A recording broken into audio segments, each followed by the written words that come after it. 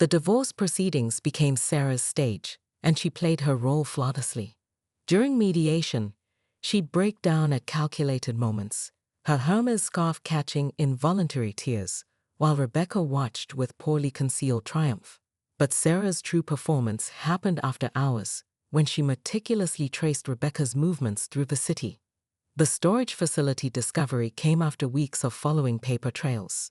Located in an industrial district, the nondescript building's security rivaled that of federal buildings. Sarah's private investigator, Martinez, identified 5 different aliases Rebecca used to access the facility, each identity crafted with surgical precision. "Look at this," he whispered during their midnight meeting at a 24-hour diner. "Every alias is connected to a different unsolved art heist. Zhang Wei, Isabella Romano, Claire Dubois, all ghost identities that appeared briefly during investigations and vanished." The breakthrough came when Sarah cross-referenced the dates of Rebecca's storage visits with international art auctions.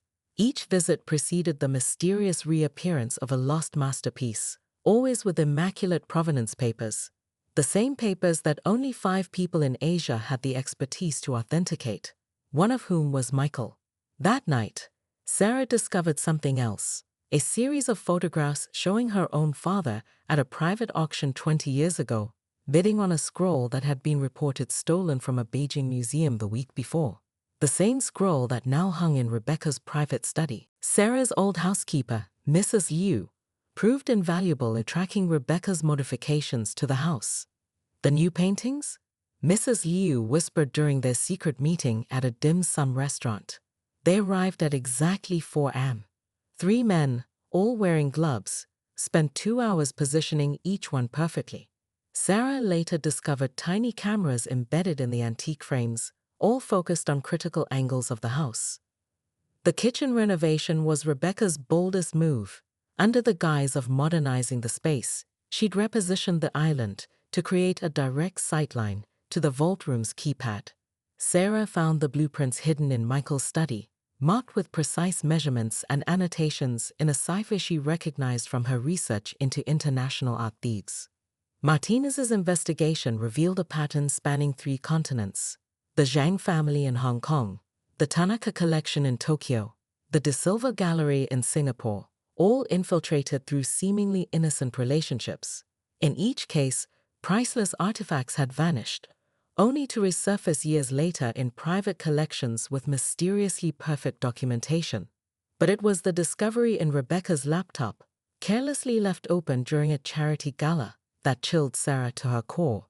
A detailed dossier on the Chen family's art collection dating back 5 generations, with one name highlighted in red: Yu Wei, child prodigy in art authentication, presumed dead in 1999. Next to it, a single note: Phase 1 complete. Begin extraction. Mother Chen's dementia episodes became more frequent, but her ramblings about the lost girl grew disturbingly specific. She could tell real from fake just by touching the silk, the elderly woman muttered one afternoon, clutching Sarah's hand. Her father taught her the secret of the golden ratio in traditional brushstrokes. "We should have protected them both." Sarah spent sleepless nights piecing together the puzzle. Yu Wei hadn't just been a prodigy. She'd been a threat to the entire Asian art authentication industry. At 13, she'd exposed 3 prominent authenticators who'd been validating forgeries. Her father, Master Liu, had developed a revolutionary UV scanning technique that could date ink with unprecedented accuracy. The surveillance photos in Rebecca's storage unit told an even darker story. Images of Sarah at her university graduation, her first job, her wedding, all taken years before Rebecca supposedly entered their lives. Most unsettling was a photo of Sarah's grandfather meeting with Master Liu the day before the forgery accusations went public. The old man's expression was triumphant. Master Liu's was devastated. When Sarah finally located Liu Wei's last known residence, she found the apartment preserved like a museum. Inside a hidden compartment in the girl's desk lay a notebook filled with authentication techniques, far ahead of their time.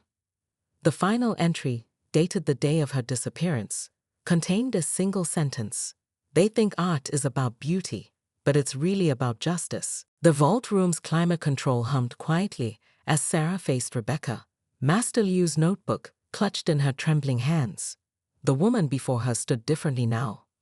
Gone was the simpering mistress, replaced by someone who carried herself with the quiet authority of an empress. Impressive investigation, Rebecca said, her accent shifting from American to British to something older, more refined. But you missed the most important piece. She pressed her palm against the vault scanner, and to Sarah's shock, it glowed green. Your husband gave me access months ago. Sarah's carefully constructed revenge plot crumbled as Rebecca produced a leather portfolio. Inside were photographs spanning decades. The Chen family's meteoric rise in the art world, paralleled by the systematic destruction of their competitors. Sarah's grandfather appeared in many, always in the shadows, always after another authentication expert mysteriously lost credibility. Your family didn't just steal art, Rebecca declared, her voice carrying the weight of 20 years of calculated vengeance. They stole legacies. My father's UV technique, your grandfather patented it a week after our disgrace. That scroll in Europe, it's actually in a private buyer's collection, sold with authentication papers forged by your father. The most damning revelation came last. A security video showing Sarah's own father instructing a young Michael in the art of forging authentication papers. You see, Rebecca smiled sadly, your husband didn't betray you with me. He betrayed your family with the truth. Michael found them both in the vault room, his expression a mixture of relief and resignation. I was wondering when you'd figure it out, he said to Sarah, loosening his tie. The security cameras had been disabled, Rebecca's doing, no doubt. I discovered the truth 6 months ago when I found my father's private ledger. Sarah watched as her husband pulled out a USB drive from his pocket. On it were thousands of documents, transaction records, forged certificates, blackmail evidence. The Chen family's empire wasn't built on expert authentication. It was built on systematic destruction of genuine experts like Master Liu. Your father wasn't just protecting the family business, Rebecca explained, her voice softening. He was protecting you. Every time he signed a false authentication, he put a portion of the profits into a trust for your future. Blood money, wrapped in good intentions. The evidence was irrefutable. Sarah's childhood home had been purchased with money from a forged Qing dynasty vase. Her university education came from the profits of selling counterfeit scrolls. Even her beloved grandmother's jade pendant was actually stolen from a museum in Taiwan. I didn't seduce Michael to hurt you, Rebecca said, watching Sarah sink into a chair. I needed someone on the inside who could access the digital archives. But he surprised me. He'd already been gathering evidence, planning to expose everything. She paused, studying Sarah's face. The question is, now that you know your entire life is built on lies, what are you going to do about it? The underground exhibition in Beijing hummed with quiet conversation as Sarah adjusted the security camera facing their latest acquisition. 3 months had passed since she'd made her choice, not to protect her family's reputation, but to dismantle their empire of lies piece by piece. The young artist stood transfixed before her family's long-lost masterpiece, tears streaming down her face. She couldn't know that Sarah had personally orchestrated its mysterious return, or that Rebecca had forged the paperwork, making it appear the painting had been in a private European collection for decades. Michael's contacts in the art world had ensured its authenticity would never be questioned. Your father would be proud, Rebecca murmured, now standing beside Sarah in the shadows.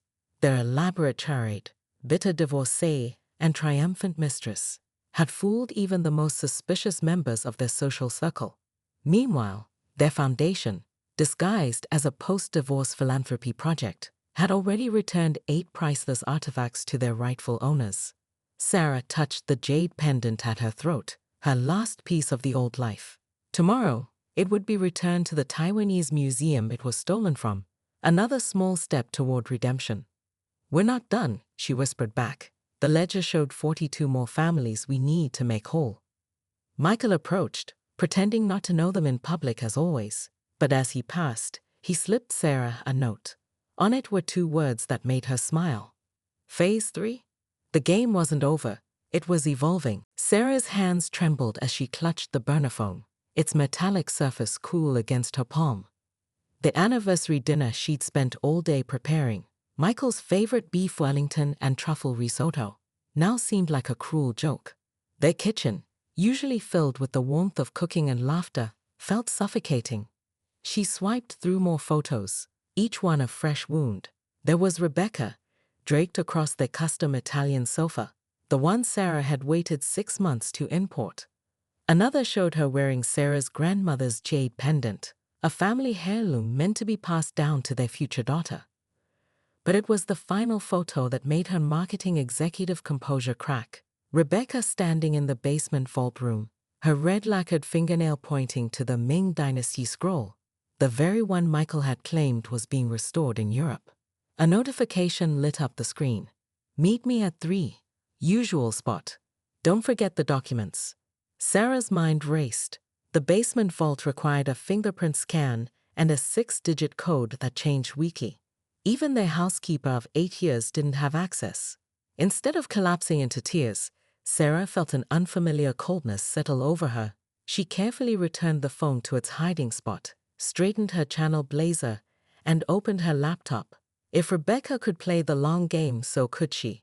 Before confronting Michael, she needed to understand exactly what kind of woman could breach their state-of-the-art security system, and why she'd want to. Sarah's transformation into the perfect victim was a masterclass in deception. She switched her power suits for oversized cardigans, left subtle traces of teardrops on important documents at work, and accidentally let her assistant catch her Googling divorce lawyers. Her colleagues whispered sympathetically behind her back, exactly as planned. But Rebecca's appearance at Mother Chen's medical appointment changed everything. Sarah watched from behind a potted plant as the mistress consoled the elderly woman, speaking in perfect Shanghainese, a dialect Rebecca had claimed not to know at the Chen family dinner last week. More disturbing was how she casually mentioned Mother Chen's Factor V Leiden mutation, a rare blood condition that had taken 3 specialists to diagnose. That evening, while maintaining her facade of distress at home, Sarah contacted her old college roommate at the FBI.